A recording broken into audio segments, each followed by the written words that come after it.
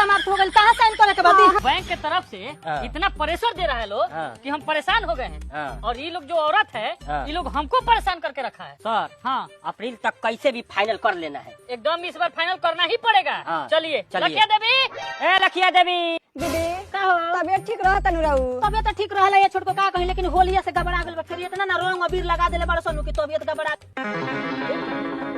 देखो क्या बता ये माया उ लोन वाला हुआ सन, ये दादा अब हम का करी? भाई बालू वाला हो तो ये दीदी तोरा को तो ढेर लोन बावे। ओ 1.5 लाख रुपया ए दीदी हम संभारता नु रोगो चल जेहु जो केरो त पूजा करी तो। आ ये दादा तारा लगे कितना बुद्धि बा हो।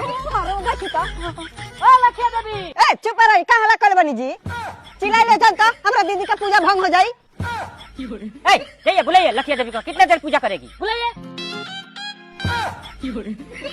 ए सर रोवालो हला मत करी लो त हमर दीदी डेली नु केरा के 3 घंटा ले पूजा करेनी।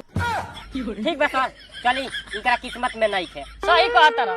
बताओ 5 लाख रुपया बैग में कह के लेके आ रही के बेचारी के दे दिए कि हमनियों के भार उतरो। अब चलो भाग में नहीं के तो हमनी के का करी जे। चल भला रोवालो बानी लो जी, हमरा दीदी का नाम पर 5 लाख रुपया आइल बा। हाँ। तोरा वो लोग बतावले ना, हम अपने दीदी के बता देती। ए दीदी ए रे गोहिरी रे पियाही का हरी का ई तोरा नाम पे 5 लाख के लोन आइल बा।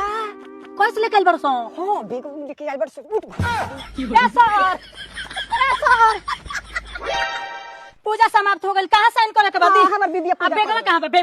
बेगवा रुकिए रुकिए, तनी का लिस्ट निकाली तो। ये 1.5 लाख रुपया लखिया देवी अगले सप्ताह तक जमा करना पड़ेगा। ए दीदी अरे कौन दिन है? मंगलवार। रे तो हनुमान चालीसा ना पढ़ लियो? पढ़ी ना बतावेला। जो 4 घंटा ले पढ़ हनुमान चालीसा।